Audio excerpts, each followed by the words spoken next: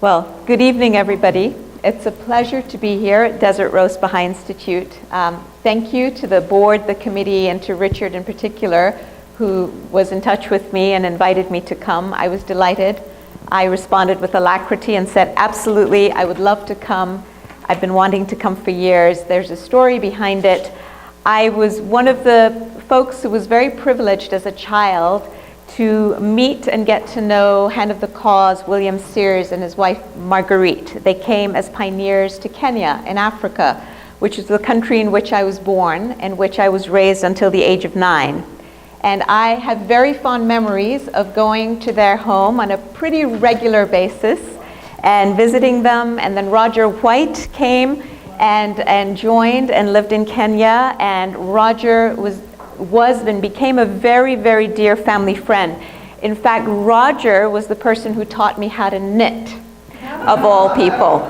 I remember him sitting in our little apartment and saying, okay, you put, apropos of our conversation, Ernie, the young man in, and then he does something wrong, and they tie a rope around him and send him to jail, and by the time they throw him out, he's an old man. So that was the story for how to go through the steps of knitting. So it seems to apply in all spheres of life, including knitting. It's quite fascinating. So everything that we saw tonight, thank you, Anne, for a beautiful performance. And it was a wonderful reminder and evocation of Roger's spirit. All right, now to the theme at hand. As Richard mentioned, I recently was moved to write a book entitled Building a World Federation, The Key to Resolving Our Global Crises.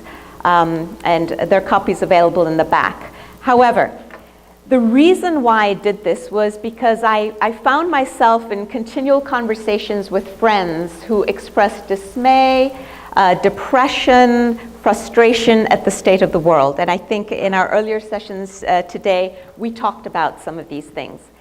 And it was an interesting reaction I had every time I had this conversation with them. I found that they were getting increasingly depressed, and yet I came across as very ebullient and very optimistic about the future of human society. And they'd look at me and they'd say, either what's wrong with you, or, what is it that you think you see that we don't seem to be able to see? And at that point, I realized that it was time for me to commit to writing some of my understandings as one individual inspired by the Baha'i writings about why I saw so much hope for the world, but that it required a lot of action on our part, that we could not afford to become depressed, we could not afford to become paralyzed, which is something that, a quote that Ernie put up earlier this afternoon, that The Guardian says the world is going to feel increasingly paralyzed, and that is one of the signs before this New World Order really comes into its own. All right, so let's start and let's see what we can unpack. This is essentially the message that I want to convey to you. When we look today at the state of the world, we see a multitude of crises. I'm not going to spend a lot of time going through them, but let's just mention a couple of the salient ones. I think the one that's probably most on all our collective minds is global warming and climate change. In short, why is that so? Because essentially the scientists have told us that we have already committed ourselves to a bunch of disasters because of the fact that we have been burning fossil fuels as though they were going out of style. As a result, the temperature of our Earth has risen, as a result of which the ice glaciers and the snows are melting and the ice caps, and this is going to cause a rise in the levels of the water around the world. Now, imagine this, over the next roughly 50 years, the water everywhere in the world is going to rise between 3 and 12 to 15 feet. Everywhere. So minimal 3 feet, maximum 12, in some places 15 feet. Now why the difference? It depends on the salinity of the water, it depends on the currents, and it depends on a bunch of basically chemical and physical factors. Now, the result of this is going to be that many coastal areas, including parts of this country, New York, Philadelphia, Boston, Miami, are going to be underwater. This is very hard to imagine. I mean, it sounds like a bad movie, but these are things that are going to happen. Certain island nations are going to completely be submerged. Countries like Bangladesh, they estimate that by the year 2050, and that's only 35 years away, so my 14-year-old daughter will be in her late 40s then. This is very real time, right? 50 million people in Bangladesh are going to be displaced by the time my daughter sitting here, who's now 14, is going to be in her mid-40s.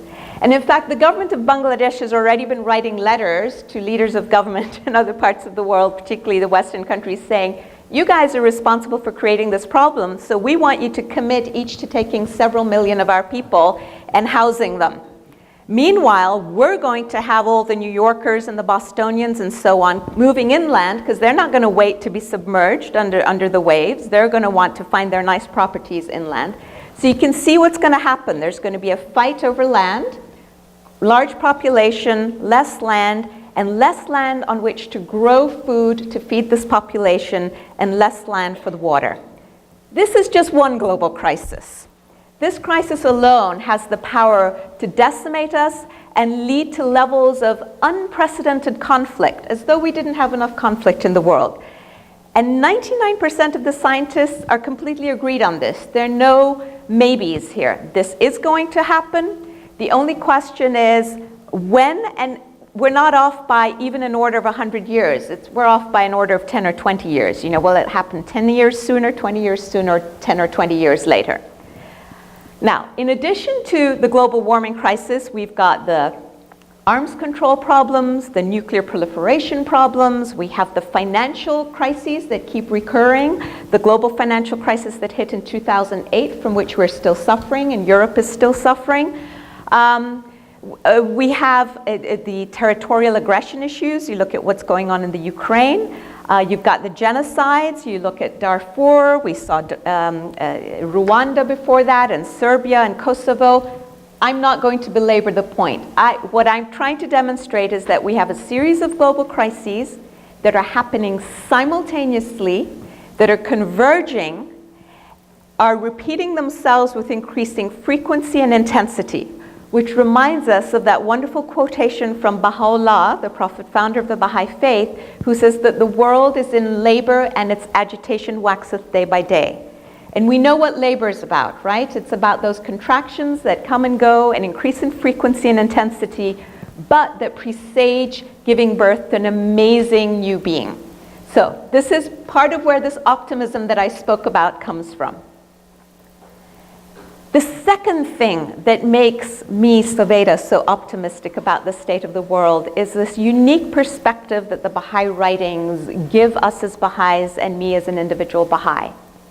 That what we see as the series of crises is really a moment in the life of the history of humanity. So if we were to play the history of humanity as a movie, this would just be a snippet.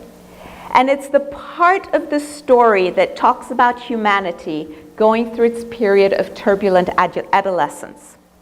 So the writings tell us to imagine that humanity is like an individual human being going through various stages of growth. We've gone through our infanthood, childhood, junior youthhood, if there is such a word or term, and now we are in the throes of a very turbulent adolescence, which, as we know, is marked by pushing the boundaries, flirting with danger, taking potentially disastrous steps that can really do us in. The good news about this perspective is that it gives us the hope that maturity is round the corner. It also, frankly, gives us the energy we need to galvanize ourselves to then take the next step towards maturity. I mean, adolescents and parents of adolescents don't just give up and say, oh, well, that's it, you know, they're horrible, get out of the house, I never want to see you again. No, we hold on to the idea that, look, this is a stage that is inevitable, it's necessary, and they will get through it.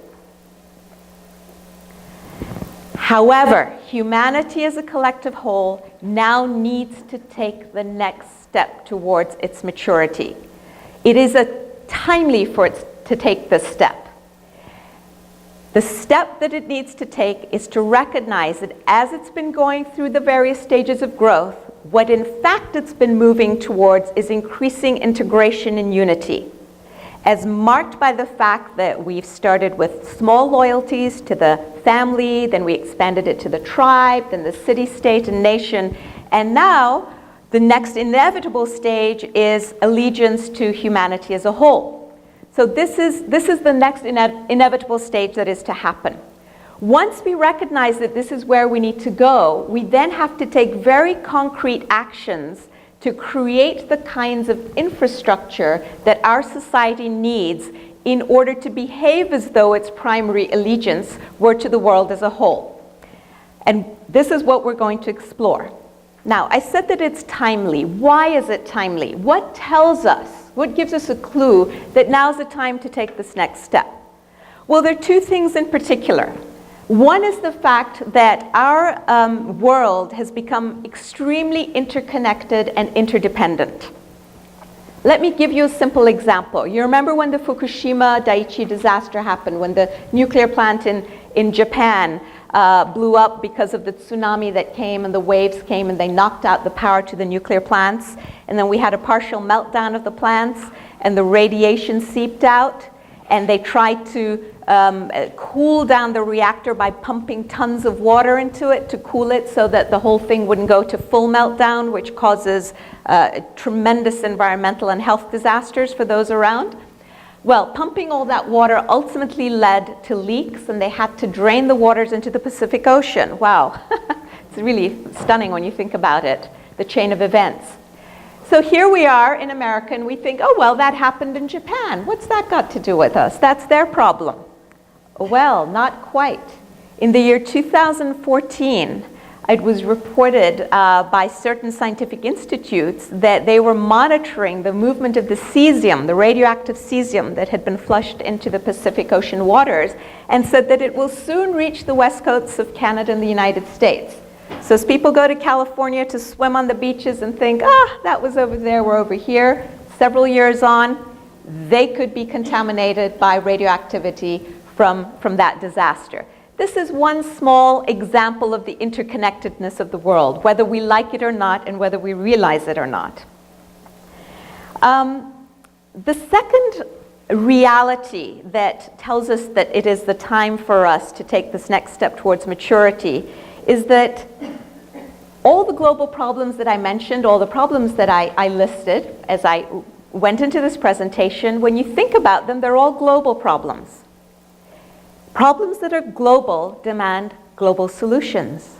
And yet, we are lacking the collective decision-making institutions that allow us to craft the kinds of solutions we need to the global problems. So for instance, climate change.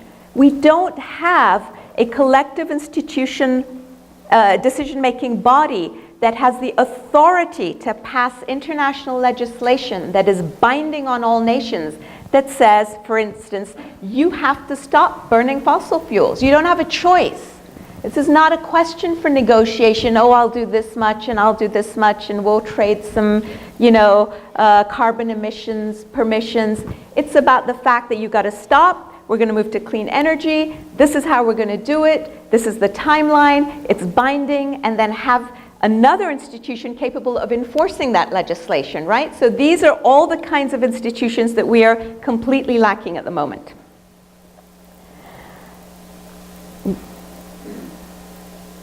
And yet we see that when we hit the wall, essentially, and unfortunately this seems to be our pattern, we are galvanized into action at the 11th hour. Look at the Ebola virus, right? It started in March of 2014. When it started, they said, this has happened before. We've had it in Uganda. We've had it in other parts of Africa. It usually peters out on its own in a couple of months. We get a few hundred deaths and we're good. We're done. Well, this time, it didn't follow that trajectory. When we realized, again, interconnectedness, that, oh boy, we live in a day and age where we're traveling, where people are mobile, and where we also have the news, we have the communications abilities, and we know and understand what's going on, so governments can no longer hide the issue. people are coming back contaminated with the virus and that it could spread, all of a sudden it was a question of, good God, our security is involved in this country. So now, let's do something about it. Let's quickly go and try and stamp it out where it is before it spreads to the rest of the world. So another example of our collective problems needing collective actions. Baha'u'llah said that he has come to build anew the world. He says that he has come to solve the problems of today. We've just demonstrated the timeliness of our need to move to the next stage in our collective growth, which is the stage of maturity. Baha'u'llah says, the reason I have come now, he didn't come 100 years from now, he didn't come 300 years earlier, the reason I've come now is because this is where the need is, this is the time. And one of the main solutions that Baha'u'llah has brought, that the guardian of the faith urged us to share with the world in the 1930s, he wrote to a couple of Baha'is and he said, when you share about the Baha'i faith with people, tell them first about the imminent need for a global world federation. A federation of nation states that will come together as a global federation. So this is an idea, it's really interesting to think that a Persian nobleman in the 1860s, when we think of Iran today, we sort of think of a bit of a backward country given what's going on. So to imagine that a Persian nobleman in 1860s came and is talking in terms of building a global federation is really quite stunning, especially since he went on to unpack his ideas in ways that we'd never seen before, and in ways that we didn't even begin to think about until the world had gone through a First World War and then a Second World War, and we still haven't got the answers to the global problems because we still haven't implemented the solutions that Baha'u'llah has given us. It is really almost the only thing we haven't tried. We've tried everything else. As far as I, as a little individual who's done a lot of research in the area of global governance, I believe it is the only viable answer. And given that we seem to be up the creek without a paddle and be clueless, it is worth trying. I mean, how much worse can things get, right? Doing nothing is not an option. Indeed, just over 100 years ago, Abdu'l-Baha, the son of the Prophet founder Baha'u'llah, came to visit these shores, the United States. And one of the things he said and he did here is of tremendous interest. An official in the US government approached him and he said, if I want to be of service to my country, the United States, what do you suggest I do? And Abdu'l-Baha's response to him was very interesting. He said, if you want to be a good citizen of your country and of the world, so notice how he immediately casts it, take the principles of federalism that underlie the government of your country, i.e. the government of the United States, and export them, promote them in the rest of the world.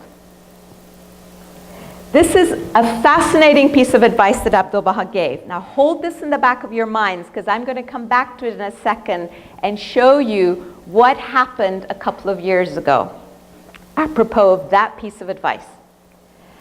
So this advice was given about 100 years ago, a little over 102 years ago. We're clearly a little behind the times.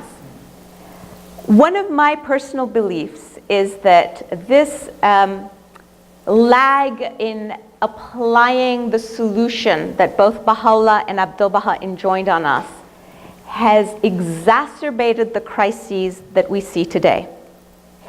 And if we go back to the analogy that we were talked about in the Baha'i writings about humanity being like a human being, let's think about what happens when a child doesn't go through an appropriate developmental stage, or the 13-year-old doesn't go through the appropriate developmental stage and then turns into a 22-year-old and a 40-year-old. You know, we all know that man or woman, I think we each know at least one, who kind of got stuck in life at some point.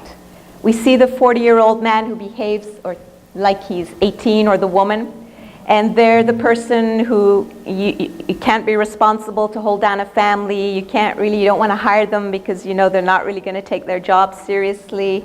You know, they're telling off-color jokes all the time, and they just want to have fun.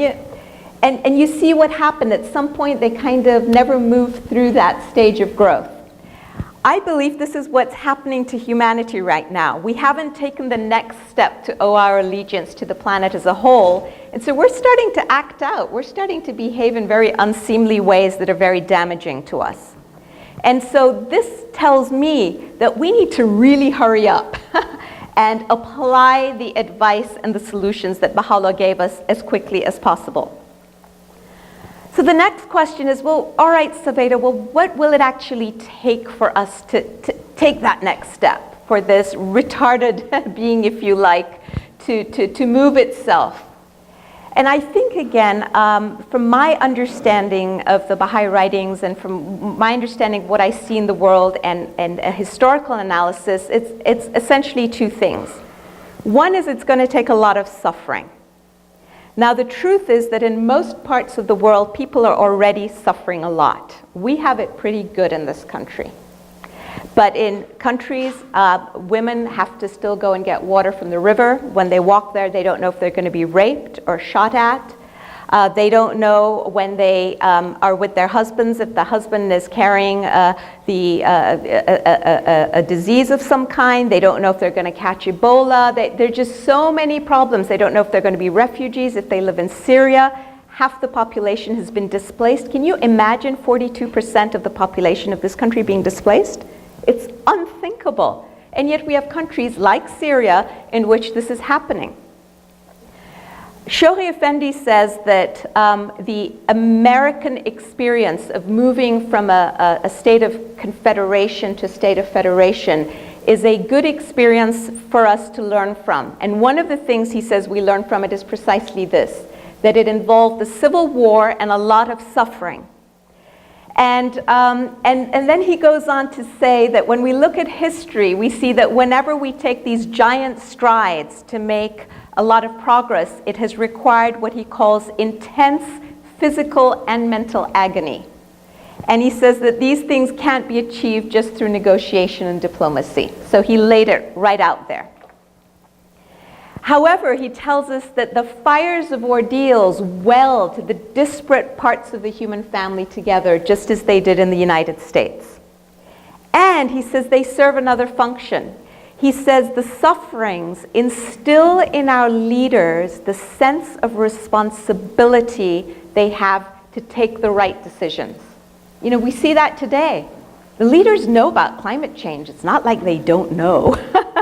They know about these recurring financial crises, and still they seem to be paralyzed.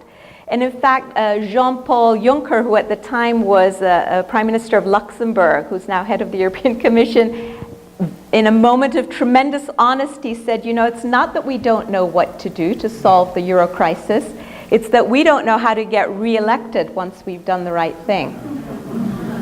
And there you have it, okay? So we need to instill in them that sense of responsibility to do the right thing, and the Guardian says that it's these fires of ordeals that will do that.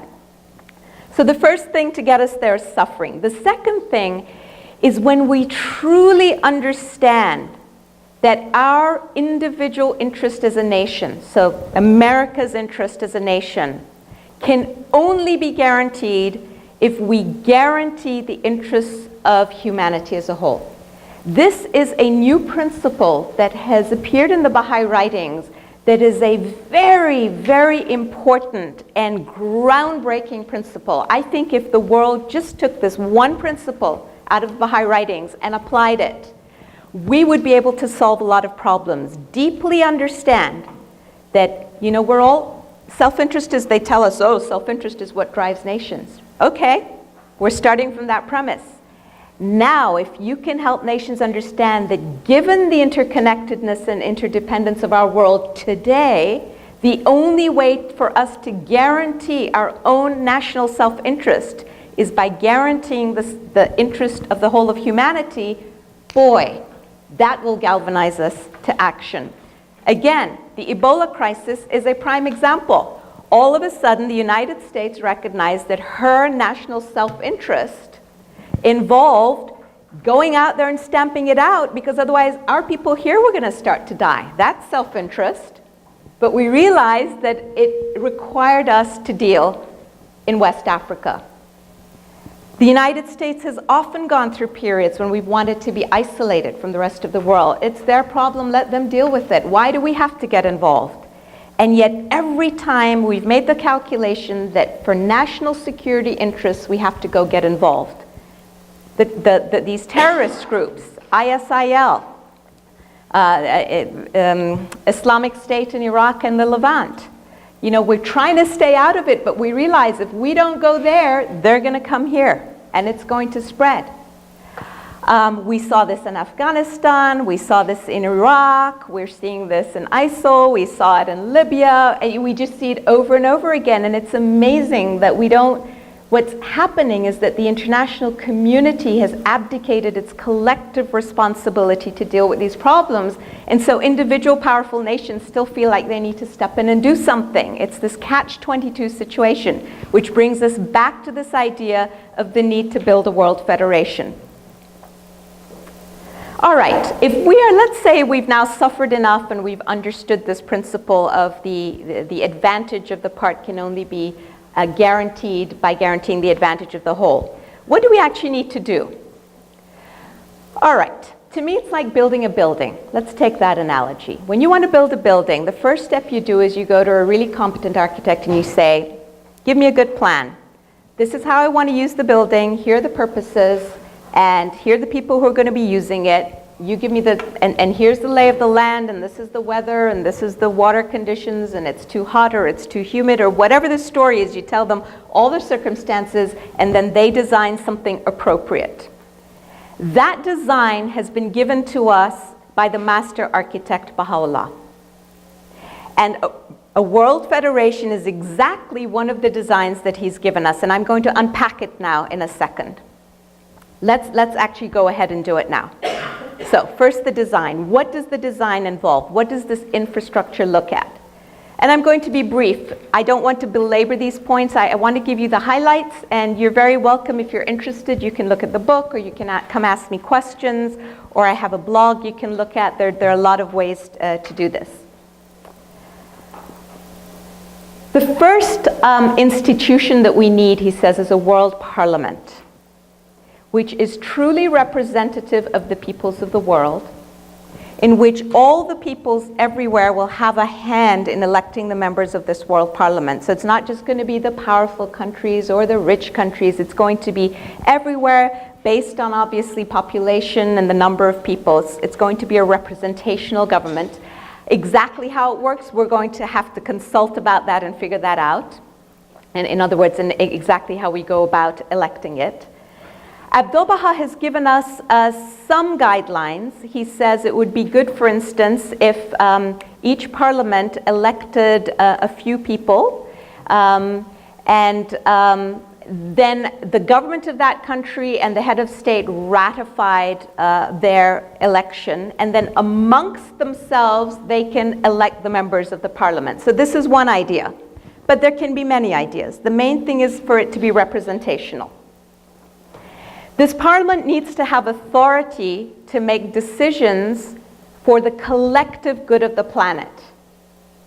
So obviously it will only make legislation in certain defined spheres where the collective interests of humanity are involved. Again, to me, a no-brainer area is the environmental area. Climate change is an area where we need to be able to have global legislation by a body that truly represents all the people of the world, and that has a process in which, for instance, the way you take votes in that parliament, there can't be vetoes of any kind. There really has to be some kind of majority vote where you have full consultation, you have all the facts, then you make the decisions.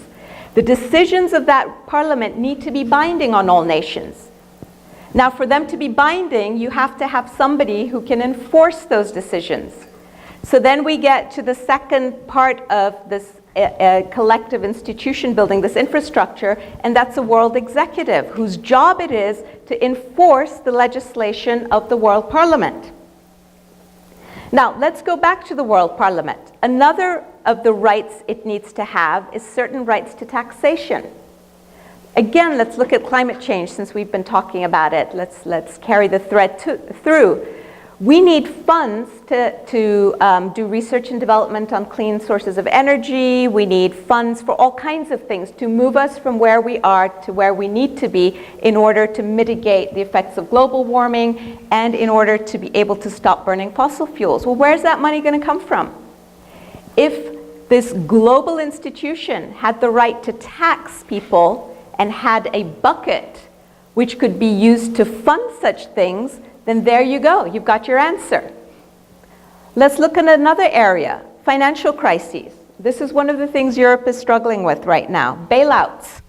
Here we go, Greece again, right? Even the Ukraine has just been given $17.5 billion another debt, another loan from the IMF.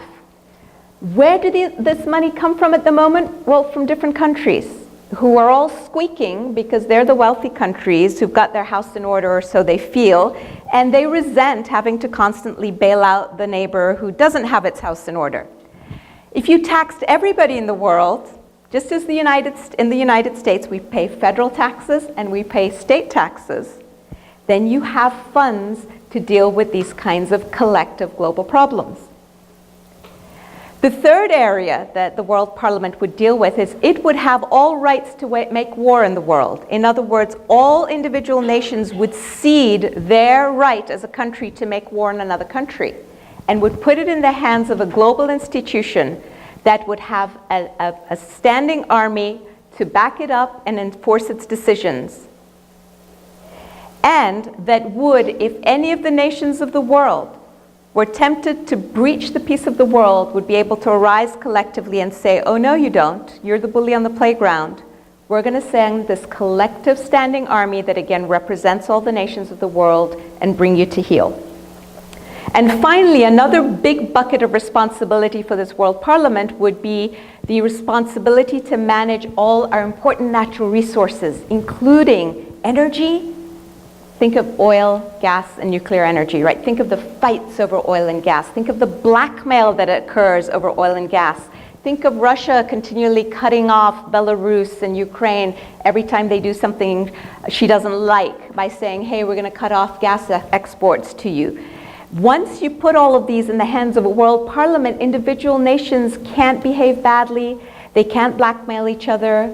Nations will stop turning a blind eye to human rights abuses in other countries, as happens in Darfur, right?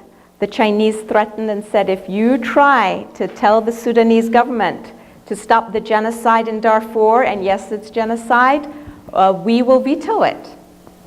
And so no action was taken. Why did the Chinese do it? Because they're desperate for oil, and they had oil concessions in the Sudan, and they didn't want to rock the boat.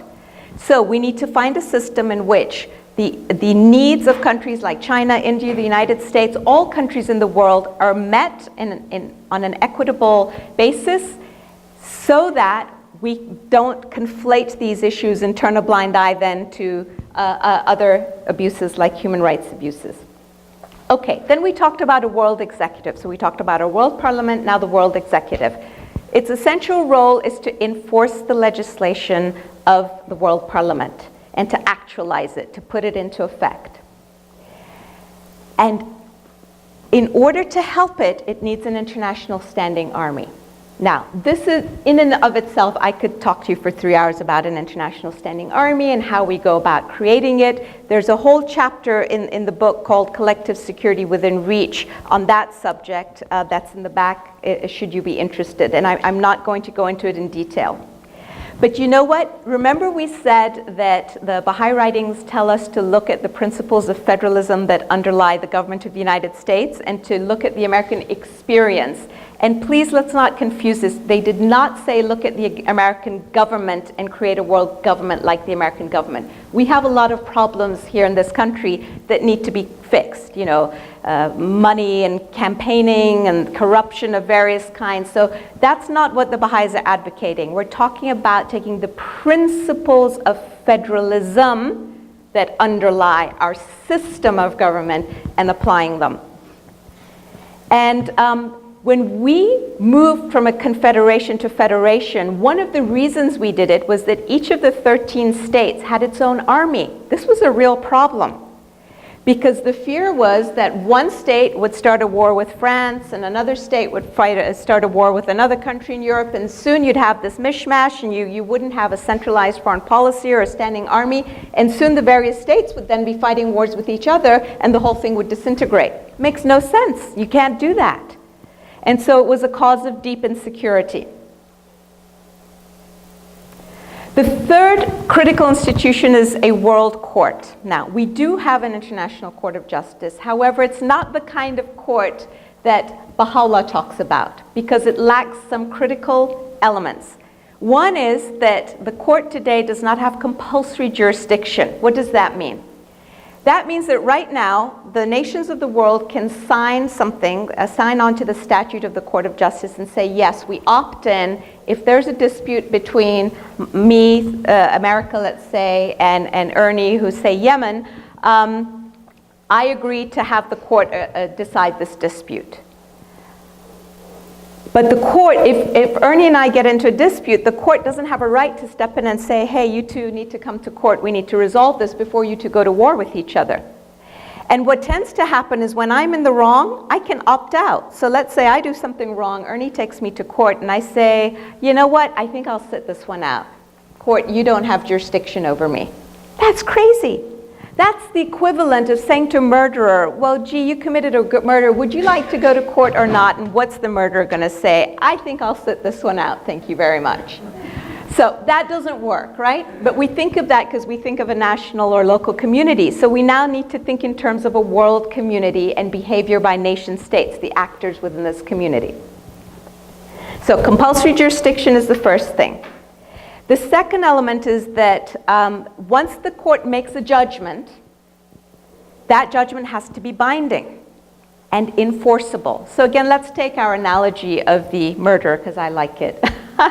Let's say the murderer does finally get before a court and the judge sentences the murderer to, let's say, 10 years or 20 years in jail. Now, if there are no marshals or sheriffs or anyone to go arrest this person and haul them off to prison, nothing's going to happen. And yet in our international system, we expect nations to willingly abide by the judgment of the court without anyone forcing them to do so. And if they don't, well, gee, then nothing happens. That's again like saying to the murderer, will you please go check yourself into prison, show up, lock the door yourself, and stay in there for 20 years. It's nonsensical. This has all been child's play to date. Now we see why our progress is retarded. I mean, it really is retarded. When we start to look at what we've been doing, how did our world get into this mess? Well, because we don't have the institutions and the processes in place to deal with our global problems. Now, these are the essentials of the global infrastructure. There are many other things involved. I want to make two provisos, though. One is that the Baha'i writings are very clear that although we're working towards a world federation, we do not believe in unity and uniformity, but in unity in diversity. This is a key question, and I'm going to come back to it at the end of my presentation. The second thing is that nation states are going to continue to exist, and we need them because somebody needs to be accountable to smaller groups of people.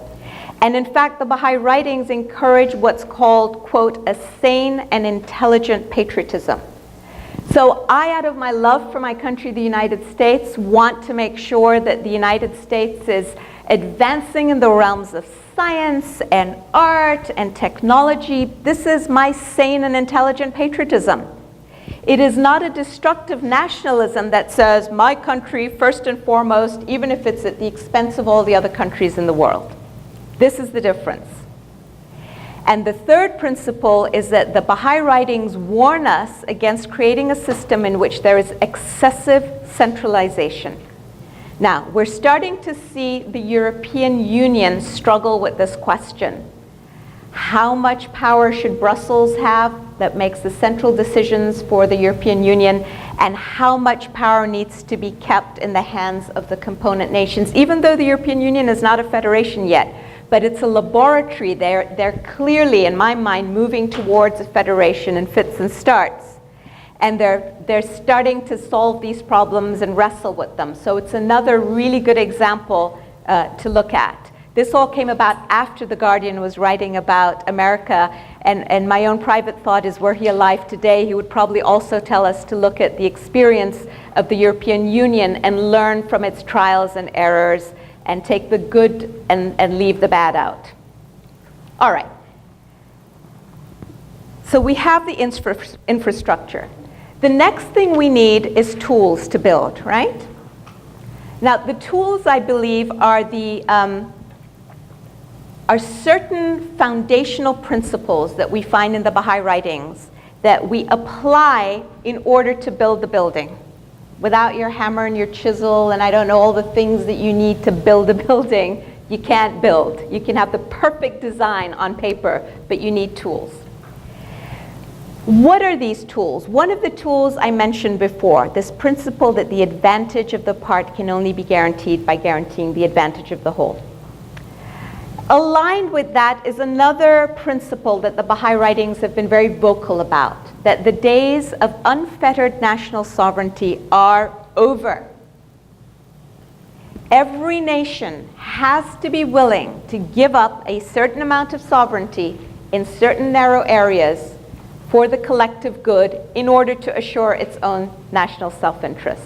And I know the question that one of you is going to ask, and I will try to cover it before it comes, but how can we make nations cede sovereignty? And I'm here to tell you not only is it possible, it has been done. It was done in the 20th century extremely successfully in Europe, and it is why we have the European Union today. So I hope I get to tell you a little bit about that story.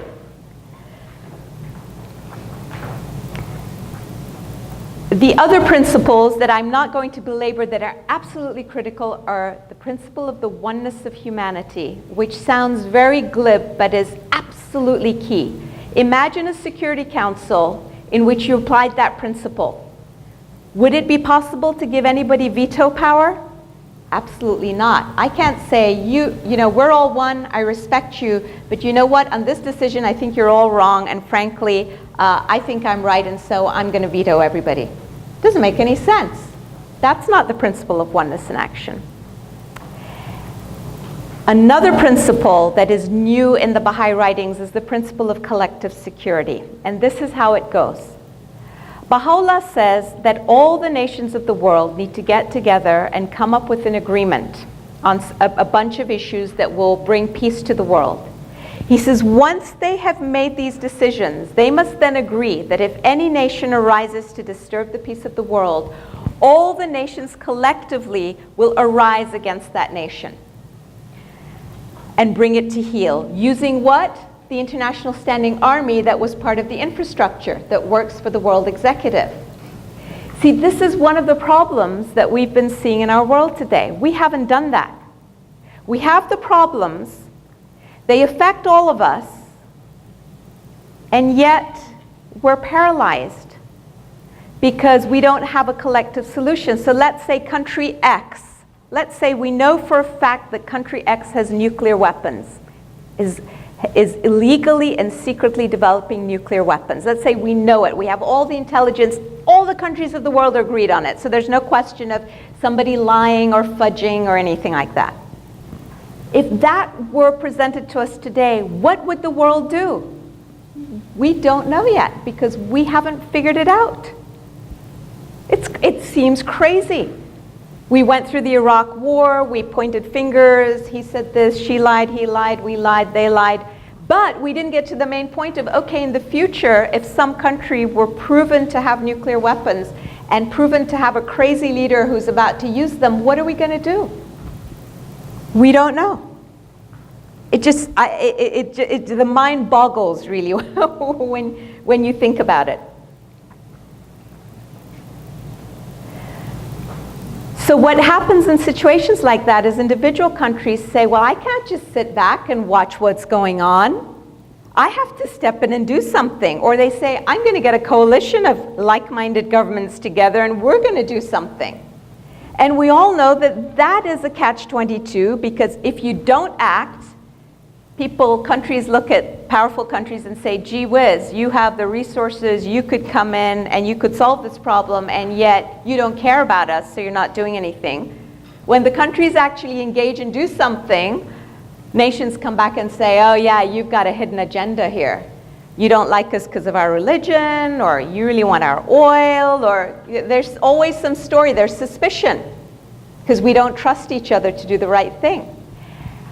So the rules of when you interfere have to be set in advance of a particular situation. They have to be very precise, spell out if this, this, and this happens, we'll engage. Who will engage? It won't be one country acting unilaterally, and it won't be a coalition of countries. It'll be the entire world saying to that bully in the playground, oh no you don't. There are rules against having nuclear weapons. You can't go and secretly develop them. Sorry, we have to take this toy away from you. And so on and so forth. Okay. So we have the tools, we have the infrastructure. Let's now show a couple of examples of how this will actually solve our global crises. I've posited that they will. Well, really? How so? Let's look at, let's pick something. Human rights atrocities. We talked about Darfur. We talked about the fact that the world was paralyzed when the genocide happened in Darfur, right? So what happened was that the government of Sudan started sending in its militias because there was opposition in Darfur, and they were going in and raping and pillaging in the villages and committing and killing people because they were trying to wipe out a whole group of folks that they didn't like. And the world actually got to the point where they were willing to call it a genocide. Many countries agreed on it. And yet we came to this impasse because of the veto power on the Security Council. Now, imagine a world in which we had said in advance that once we have proof that genocide is happening in the world, the international community steps in using an international standing army. If the government, a government like Sudan or any government, knows in advance of committing genocide that, boy, if I try to do this, I'm going to have a world army on me, it acts as an amazing deterrent. Chances are they would never go there in the first place. Secondly, if they did, we wouldn't have to sit and deliberate. It's like saying to a child, if you go there, if you break this, this is the punishment. You don't then have a negotiation with that child. As soon as a child does the offending deed, the punishment applies. All good parents and effective parents know that that's the key, because if you let it slide one time, you lose your credibility. And you know that the next time the child is going to behave even more badly than it did the first time around. Let's look at Syria. So we had some people opposed to the government in Syria. Government gets mad and decides, I need to quell this opposition, and decides to use chemical weapons against her own people, a group of her own people. This leads to those people creating militias. So you've got a private army, and then you've got the government army, and it leads to a civil war. So that's problem number one that's caused. Problem number two, the war intensifies so much that it leads to a refugee crisis and to a displacement of people in Syria. Almost 3 million Syrians are now outside the country, refugees in Lebanon, Jordan, Turkey, etc. Those refugees are causing economic and social problems in the countries that they're now in that can't handle them very well, can't absorb them. Another 6.5 million Syrians are displaced from their homes within Syria and are living horrible lives in camps. Children don't get an education, they don't have good sanitation, they're in these tents that are flapping around in the wind. I mean, it's just a really atrocious conditions that they're in. And to top it all off, because of the chaos in the country, it's become a breeding ground for terrorism. So the fact that the international community was unable to step in and solve one problem in one country, basically a leader willing to use chemical weapons against his own people and to quell dissent, has now led to all these problems that are disrupting the peace of that whole region. And now, because of it being a breeding ground for this new group, ISIL, countries of the world are all getting involved. Australia, France, Germany, the United States, the UAE, Bahrain, Jordan, Saudi Arabia, they're all sending forces to fly sorties to try and quell these people. All because we weren't able to step in as soon as one government misbehaved and say, oh no you don't, oh no you don't, because you are going to disrupt the peace of the world and cause untold problems. Another problem, nuclear proliferation. We all know that we have, over the years, the international community has struggled with countries that have secret weapons programs, North Korea. And we have been trying over and over again to negotiate, to cut deals. We'll give you food if you will just stop doing this. We'll give you aid if you just stop doing that. With Iran, we'll cut down a little bit on the sanctions if you please. Just give us the information we need to prove that you don't have any bad intentions. On and on and on. And we haven't been able to come to grips with these two countries, just as we didn't with Saddam Hussein and his nuclear weapons program, and finally had to go in and fight a war in order to make sure he didn't have weapons of mass destruction. This is a crazy way to live. I mean, seriously, weapons that could threaten the peace of the world, this is not child's play. All you need is one crazy leader to just push that button one time and you just set off a chain reaction. So we need to deal with it. Now, how would a world federation help? Well, first of all, we need to have very clear rules on nuclear proliferation. We do have a treaty, an international treaty, and it does have some rules. However, some of the rules are contradictory, and worst of all, there is an opt-out clause. So you can give 90 days notice as a country who signed this treaty saying, I promise not to create illegal nuclear weapons programs. You can suddenly say, oh, you know what, some things come up that involves my national security, and you don't even have to explain what that is, and then pull out of the treaty, which is exactly what North Korea did. She was part of the treaty. She got all the technology and the information to set up her nuclear reactors, claiming that she just wanted it for electricity for her people. Meanwhile, she was also creating a secret nuclear weapons program, and once it came out and she had done enough tests, she said, I'm pulling out of the treaty, I don't need you guys anymore, and by the way, we're a nuclear weapons state, so don't mess with us.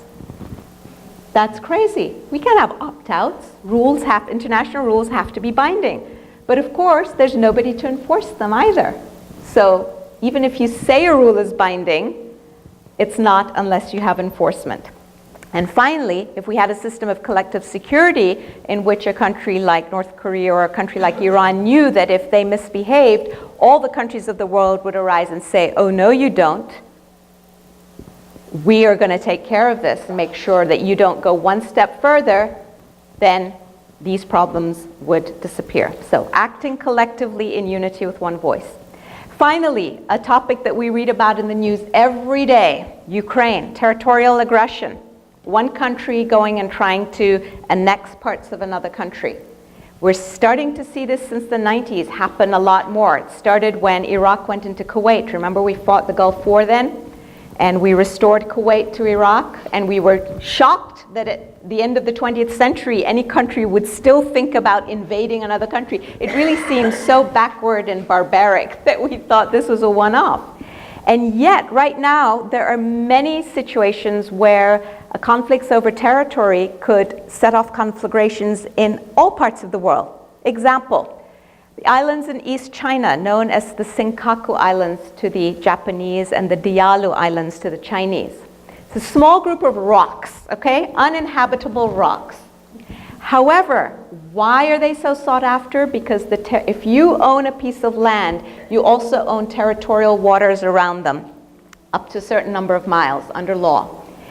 And there are a lot of natural resources, including, they believe, vast amounts of gas in those territorial waters. And a lot of countries are energy hungry, including Japan and China. And so they're fighting, and each is saying, this is my land, and these are my waters, and the other saying, no, it's my land and my waters. And there have been a number of close misses with their ships coming upon each other and threatening each other. And one of the great fears is that crisis alone is likely to set off a war in Southeast Asia. Again, how crazy is that?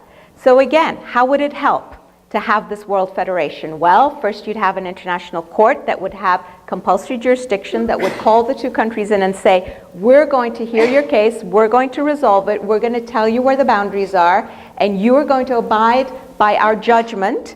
And if you don't, a standing army that represents all the nations of the world will make sure that these are enforced. Look at Russia and the Crimea. It's amazing to me, again, that in the 21st century, we have had a country able to go and essentially annex a piece of another country. And the world stood by. Yeah, we squeaked, but we didn't do anything. And now we fear that they're going to do more. There's a fascinating article in this week's Economist in which the Economist is saying, hey guys, listen up. Don't you see what's going on? We need a collective army of some kind. We need to stand up to this behavior, because if we don't nip it in the bud now, they're just going to keep going on and on and on. And in fact, their goal is to, do this, that, and the other, and the other. And they don't like the fact that NATO has a collective security agreement, and they want to divide and conquer the NATO countries, and so on and so forth. So it's fascinating how through suffering and through recognizing that the advantage of our individual nations can only be guaranteed by the advantage of the whole, thinking people, and thinking people who write articles, and thinking politicians are coming to the conclusions that Baha'u'llah presented to us all those years ago, and which Abdu'l-Baha urged us to pursue. All right.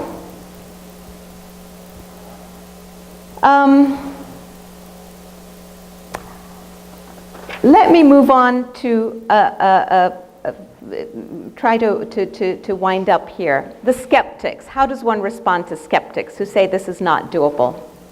So, first answer, the infrastructure is doable. Look at the American experience. The exact same arguments that we make today when we say World Federation, people say, oh no, it's not going to work because of this and this and this and this. All those arguments were made amongst the states, the 13 former colonies, the Confederate states. And in fact, the Federalist Papers were an attempt to answer all those questions. And if you go back and read the Federalist Papers, you will see wonderful arguments countering every single one of these objections that's made to why it won't work. We don't trust each other, it won't work, we all operate too differently, we have different needs, we need to have autonomy, we each need to have our own army, et cetera, and on and on and on it goes. So we've done it before. Europe has done it too. Europe has done it, they're in process, but the whole establishment of the European Union came about after the Second World War with the establishment of the European Coal and Steel Community. I don't have the time to tell that story now because I want to move on to, it's a really riveting story, and that's in Building a World Federation, which is in the back. So if you want to read it, please do. So in response to the skeptics who say, the nations of the world are not going to agree to principles, you articulated a few principles that we all need to agree on as nations. We need to achieve consensus around them and apply them as tools to building this building. That's never going to happen. Well, excuse me, but it will, and it has. In the year 2001, what has now become essentially a new norm in international relations started to be conceived of. The government of Canada actually initiated by putting together a commission to study the whole concept of sovereignty and say, okay, what do we do when nations start doing bad things to their own people, and then say, please keep out, don't interfere in what's going on in our country, because we can do whatever we want to in our country because we have sovereignty. And what's interesting is that commission came up with a new principle called the responsibility to protect. And the whole way they came about this is really fascinating. They did two things. First, they framed the question in a different way. This is something we can all learn from, and this is something I'm trying to do in my work. So in the past, every time the word sovereignty came up, people immediately said, sovereignty means my right for you not to intervene in what I'm doing inside my home, i.e. inside my nation. You keep out. I can kill my own people, I can commit genocide, I can do a whole bunch of things, none of anyone's business. These people said, no, let's think about it. Is that really why governments were created? Weren't governments created so that they could take care of their people and feed them and keep them safe, essentially, and provide them with some very basic needs? And they went around the world and they interviewed practically all the leaders of all the nations and their main ministers. And they had this conversation with them over a period of 2 years. And said, don't you agree that this is why governments are created in states? And they'd say, yeah. They said, okay, so let's say what happens if for some reason you find in your country that you can no longer protect your own people and do what's right by them, either because you're too weak, and let's say they're local militias or terrorist groups or the mafia or organized crime or whatever, something's taken over and you're weak and can't do it, or because you don't want to do it, because you don't like an ethnic group and you're trying to get rid of them. So either through unwillingness or because you can't. Don't you think your people are still entitled to protection? And believe it or not, all these folks said, yeah, I guess so. And they said, well, then who's going to provide them with that protection if you can't or won't? And they said, well, you don't want your neighbor coming in and doing it, right? You don't trust this country next door to come in because they might take you over and who knows what their agenda is. And they said, oh, absolutely. We don't want our neighbors interfering. They said, but somebody needs to do the job. Yeah. Well, don't you think the international community as a whole has a collective responsibility? And these people thought about it and said, yeah. And so they said, if there's a gap then, if there's a vacuum, that's what needs to happen. The international community needs to step in and take responsibility. Now note, not interfere, not intervene, but take responsibility for your people, to keep them safe, to keep them protected. This conversation, conducted over a period of a couple of years, ended up in the year 2005 at the World Summit. All the leaders of the world came together in New York City in the year 2005. I remember the Baha'is were very excited about that meeting because this came at the turn of the century, and we thought, this may be the beginning of the lesser peace. We were all eyes on New York. What are all the world's leaders going to do at the turn of the century now that they've gathered together? They could not agree on anything except one thing. This new norm of international relations, the responsibility to protect, and every single nation signed on to that. Now, does that mean we're done? Of course not. But this was a first critical step, just getting consensus, even oral consensus or just psychological consensus, unity of thought in world undertakings that Abdu'l-Baha talks about. To me, this was an example of the beginning, right? One of the glimmerings. Now we need to learn how to apply it and hold nations accountable, and it's a process. Everything in life is a process. But if this group of people hadn't started the process in 2001, we would have had to have started it now, or 10 years from now, or 30 years from now. The sooner we start these processes, the more we have to gain and the less humanity will suffer. So I say to those naysayers who say, this won't happen, this can't happen, this is utopian, this is idealistic, I say, it's not idealistic, it's not utopian. Not only can it happen, it has happened, it has been done, it's been done in the very recent past, and it's been enormously successful. You need to go read your history.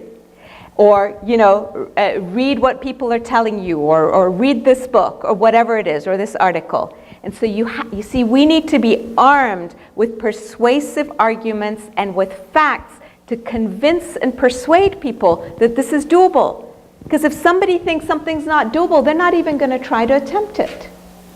So this is our job, and this is part of what I want to do. I'm going to end with this. Time is of the essence. This needs to be done now. This needs to be done now. And here's one of the big reasons why this needs to be done now. People are, as we know, already feeling the effects of the global crises, and they're feeling them in their own localities, and they don't like what they're feeling. The Syrians don't like being displaced from their homes. The folks who are becoming terrorists are clearly agitating against something. Terrorism is never a solution to any problem, but if we look underneath it, why are people acting out so badly? Well, there must be something. It's all these injustices. There's some grievances at some level that need to be addressed. And so we can't just say this was bad, you shouldn't do it, which we must say, and we must put a stop to it, but we must also look and address some of the underlying issues.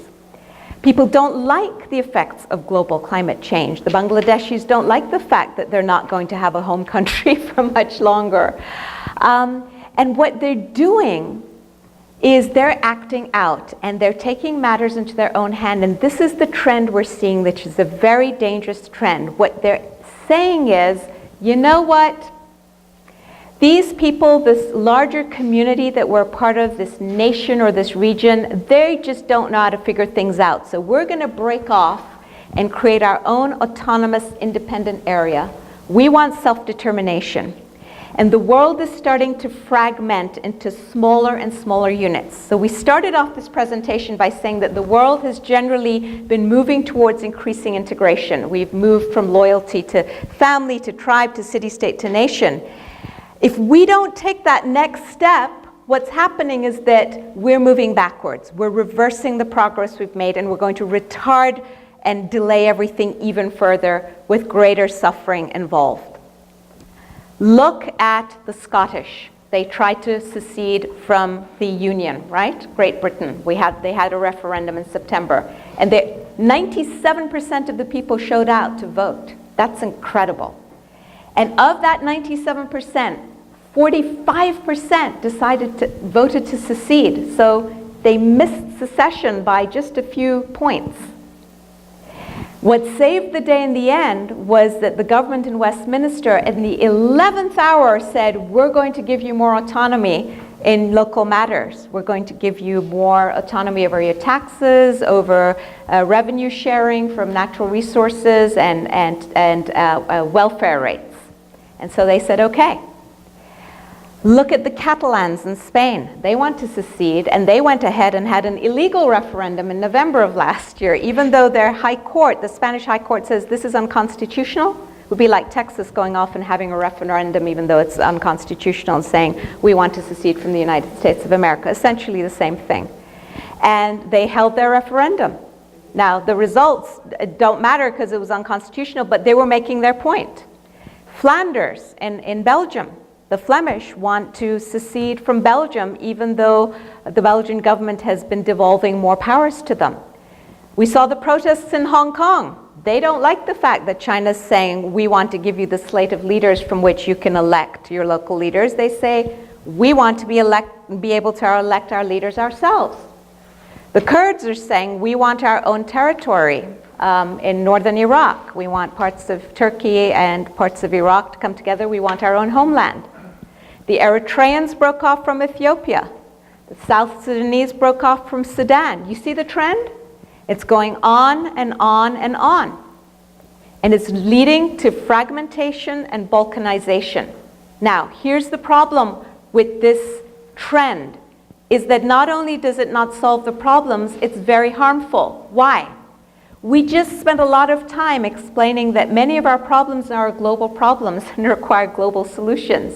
The solution does not lie in fragmenting and trying each little unit, smaller and smaller and smaller units, trying to solve problems that are essentially global problems.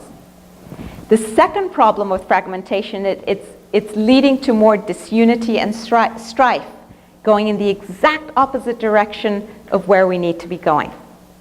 However, we need to look at some of the underlying reasons. Why are people doing this? Well, there seem to be a couple of main driving factors. One is that people in wealthier areas of a country are saying, gee, you know what? We don't like the fact that we have to work harder and to bail out our lazy compatriots in other regions who don't work as hard. We also have most of the natural resources in our part of the country, and we don't want to have to share the revenues from our oil or gas, like the Scottish were saying, with the rest of the country. We'd do so much better if we had all the revenues to ourselves.